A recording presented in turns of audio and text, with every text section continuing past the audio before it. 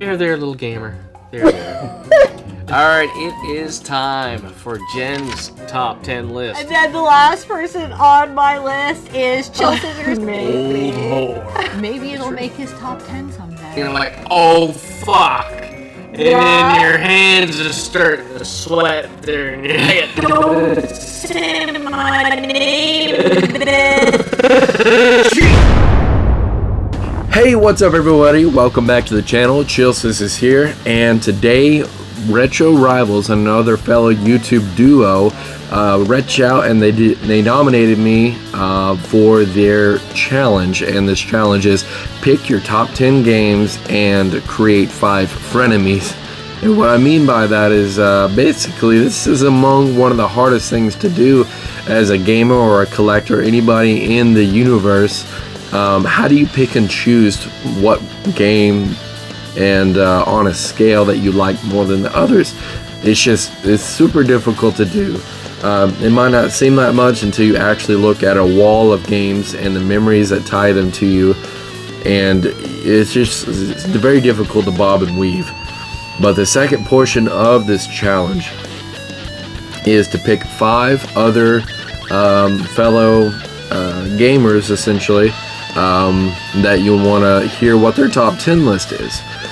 So by doing so, creating frenemies. So we're going to be starting off there real quick before we dive into this cachet of my top 10 and some honorable mention games. Then make sure to do yourself a favor and subscribe to the channel, and hop on over to Retro Rivals. Scott and Jen are going to be amongst the best quality gaming channel out there.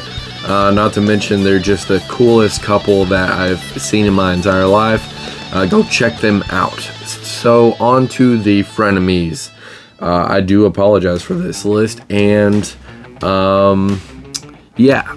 So number 1 on the channel list, I would like to nominate War Train Wins. This guy has been a personal friend of mine for quite some time now. We both started out, with next to no subscribers and just been working our way up. But this guy is among the best that the gaming community has to offer. Tons of Switch knowledge, tons of video game knowledge. He has from, pickups to some Let's Plays. He also has console breakdowns where he's repaired consoles. So a large variety of great content, goodness over there. So links down below, go check him out. The next one is Iowa Retro Gamer Dad. This guy is another character that I would say has been a personal friend of mine for quite some time. He does food challenges, Let's Play. He's been getting heavily into the PSVR just like I have lately, but more importantly, super important to his personal community. He's done a toy drive and charity fundraisers annually. It's just the coolest thing I could possibly think of doing. So go check him out. The next one's going to be Kamikaze Ikun, another close friend of mine. He does a lot of pickups.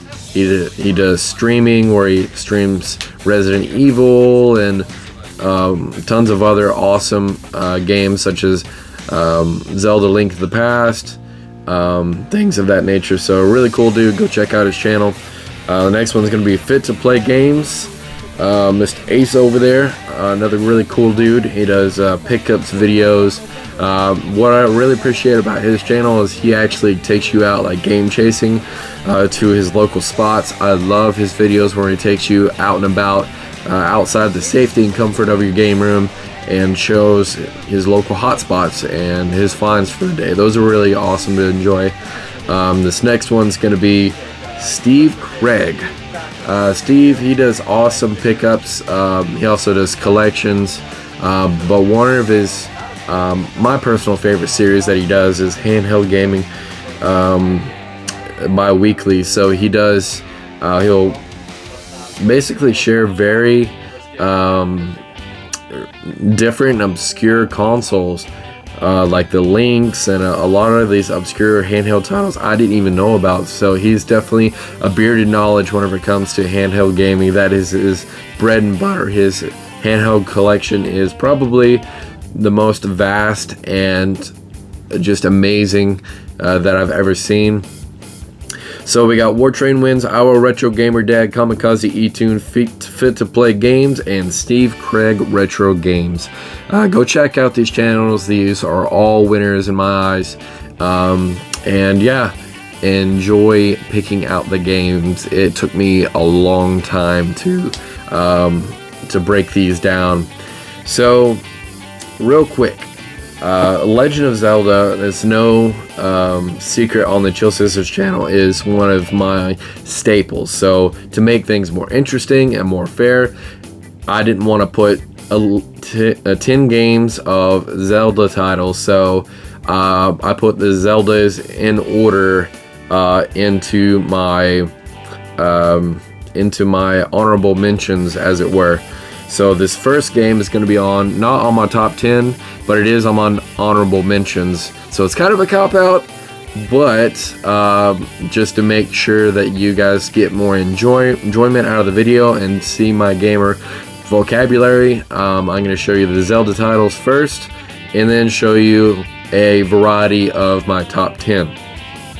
So this very first one's going to be one that probably wouldn't be set in here, surrounded by thousands of games, without it. So earlier on, this is going to be Legend of Zelda Ocarina of Time.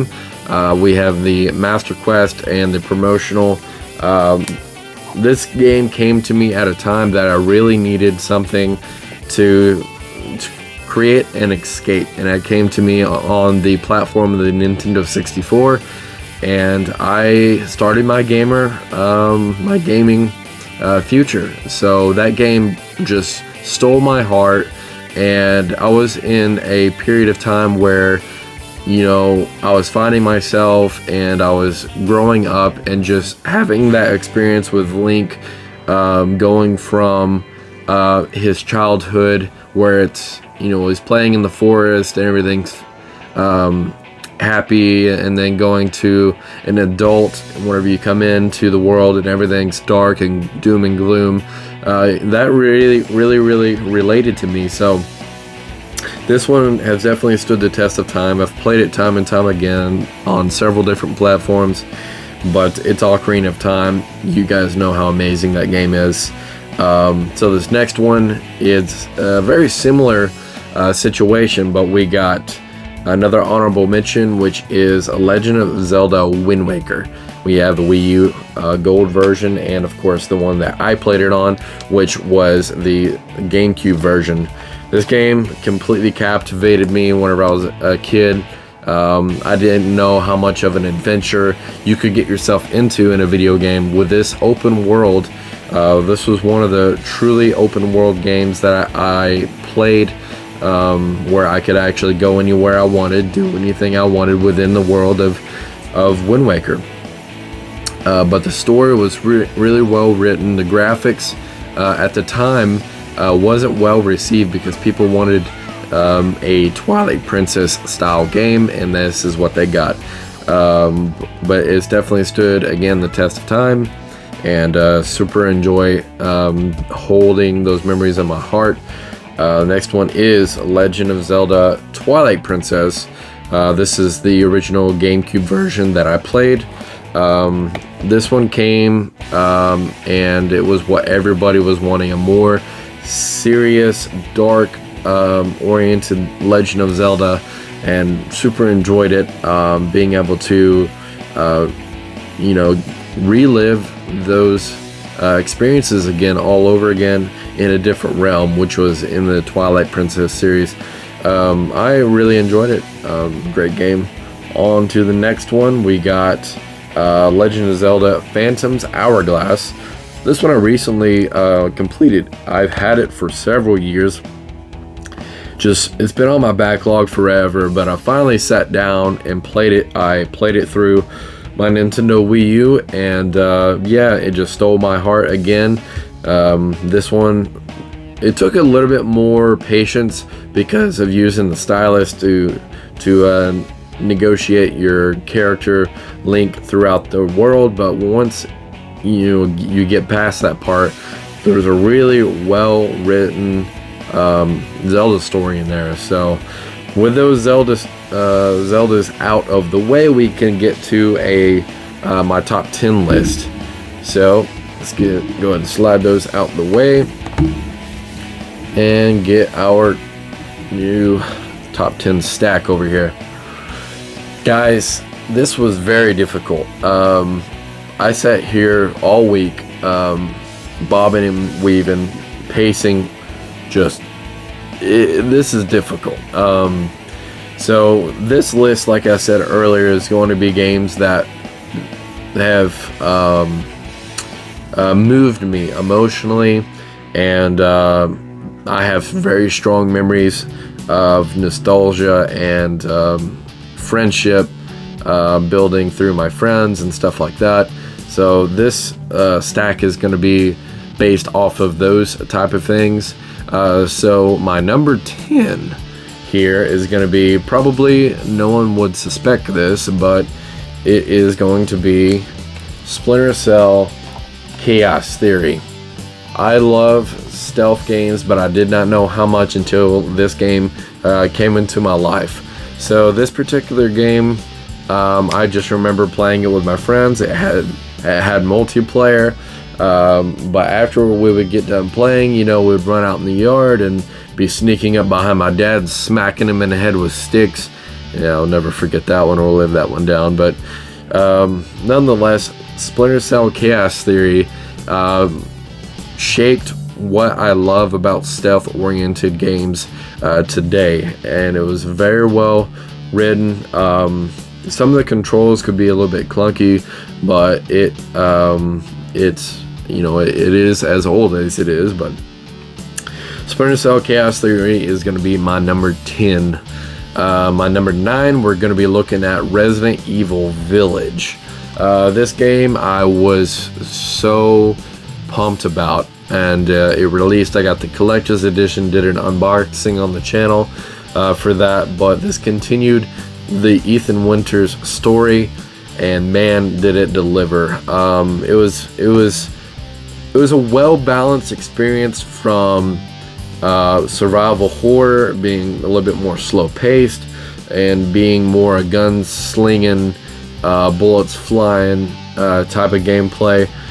Some portions of the game actually took that away from you entirely, so that the player could experience the more survival horror oriented portions of the game, where they take your weapons completely away and you have to basically negotiate your way through dark corridors and very difficult lit areas to be able to escape the tyrant in that particular portion of the game. But Resident Evil Village gonna be my number 9. Super fun game. This next one's gonna be another Resident Evil title. This is Resident Evil Origins Collections, but the particular one that I'm pointing at is Resident Evil 0. Up there I have the GameCube version, but this particular version was an HD remaster. It wasn't built up from the ground up, but it was a remaster nonetheless. So I recently played through this one again, and it just stole my heart all over again. Being able to play as the main two characters, to bounce between them, utilize that ability so that you can open certain and unlock certain areas of the game. So Resident Evil 0, that was a really awesome experience, and again, I recently replayed through it, and it again stole my heart all over again. This one, I don't hear very many people talk about it, but it recently got a remaster. I haven't played through it again because I've 100%ed it to begin with, but I got A Plague Tale. This is an awesome survival horror-esque style game where you play as the older sister. You and your brother get basically raided earlier on in the game, and the plague happens where these particular like rabid rats are raging the lands, and the only thing that can hold them back, that the rats are feared of, is light. So during the night portions of the game, you have to negotiate your way through areas using light to basically guide your way through these rats, and using it to your advantage to kill off other enemies that are in the area. This has really good stealth mechanics, but the writing in this game was spot on for me, and it definitely moved me in a particular way. This is an awesome game. If you haven't done so, go ahead and check it out. Like I said, there is an HD remaster available now. So yeah, A Plague Tale. I really hope that they make a part 2 to this because it definitely deserves it.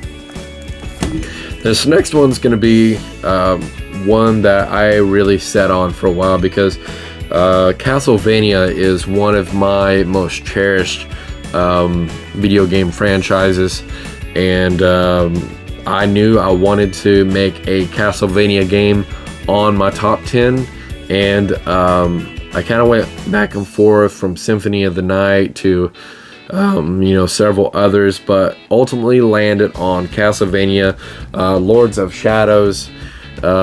This particular one came with a copy of the Symphony of the Night, but this is the collector's edition sealed.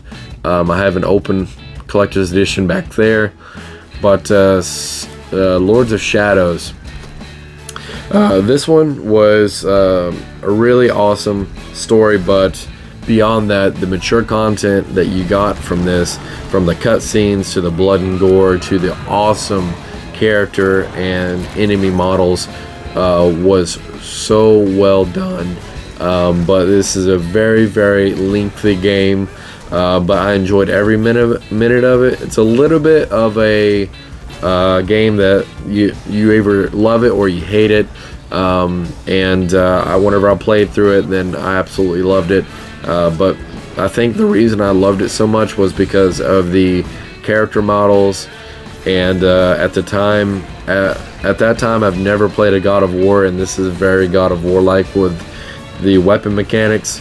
But yeah, Castlevania Symphony of the Night makes my number 6.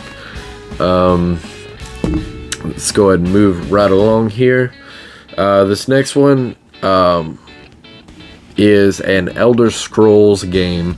I want to paint a picture for you. So my parents moved a lot.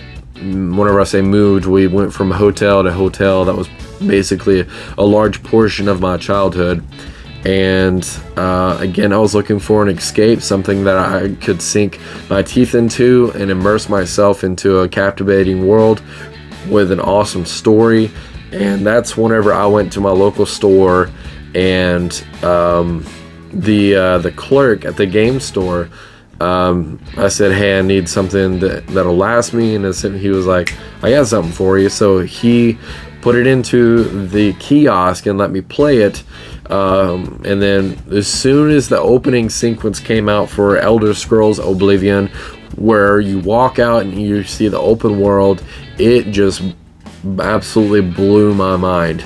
So God bless the guy at that store that steered me in the right direction and put me on to Elder Scrolls Oblivion, because I put probably 800 hours into this game and just left no stone unturned, maxed out everything, sought out all side quests, just completely obliterating this game.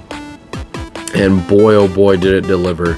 I just remember customizing my house, putting up a scale, putting diamonds around on the shelf, just completely nerding out. And the story,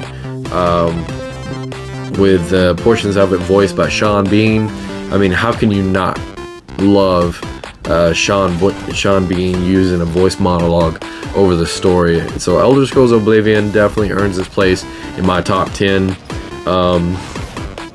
I actually enjoy this one over Skyrim, the story based wise.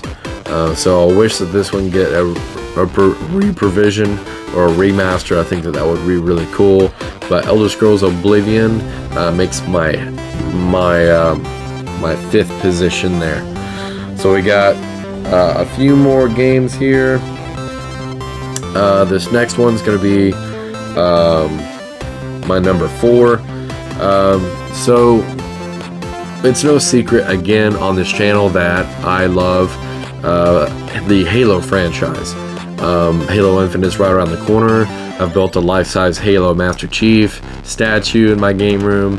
I've done crazy amounts of time investing playing these games in this franchise, but how do you pick just one? And this one comes down to Halo 3. I had to go with Halo 3 whenever this game came out. It was the best launch for the series that I had ever experienced. So what I mean by that is whenever I went to my local GameStop, then they had all you can drink free game fuel. They ordered 80 pizzas. They just went all out, and within the line you can just talk Halo. This was labeled as Finish the Fight, so this one was probably my most anticipated and game for a lot of gamers out there, but it definitely stood again the test of time. I will never forget the memories that Halo 3 has instilled in my heart. So Halo 3 definitely earns my number 4 slot. A lot of you know, some of you may not know, but the PlayStation Network I've recently divulged in. I purchased PS1 and several PS1 games, and I've put several hundred hours into playing those just to get the experience and pay PlayStation its due diligence, getting to experience the controls using the original PlayStation controller and just working out all of its quirks, the ups, downs, and everything in between. I've experienced here recently with the PlayStation 2, PlayStation 3, 4, and now I'm on to the PlayStation 5. But with that journey, took me through a franchise that I've been wanting to get into for quite some time, and I've played through 1, 2, 3, and now God of War for PS4. This made my top 3. I've heard people say that it was a good game, but not a good game. Like, this is a must play, and from the graphics to the storytelling to the environment, the weapons, the voice monologue, this was firing on so many cylinders, and I cannot wait for Ragnarok. But God of War makes its peaking like God of War experience. They did an awesome job revitalizing this game from what it was to what it is now, and they're headed on such a bright future. So God of War makes my number 3. Man, I can't wait for Ragnarok. So this is gonna be my top 2. One of my best experiences with an open world RPG has to go to The Witcher, The Wild Hunt, or Witcher 3. This game, what can you say about Witcher 3? There's just the lore alone, being able to, dive into books and notes and just physically have to learn about these creatures and how you can use different potions, different oils, different weapons to help aid your quest throughout the world. But the creative team to this game is absolutely unworldly. It's insane for them to come up with everything they've come up with for this game. It is an absolute blast. One that I wish that it had the ability to go into first person view to view the scenery, because it's just that beautiful, from the god rays to the character armor and everything else. But the storytelling and everything like that, definitely a 10/10 in my book. But yeah, Witcher 3 makes my top 2 spot. So on to number 1.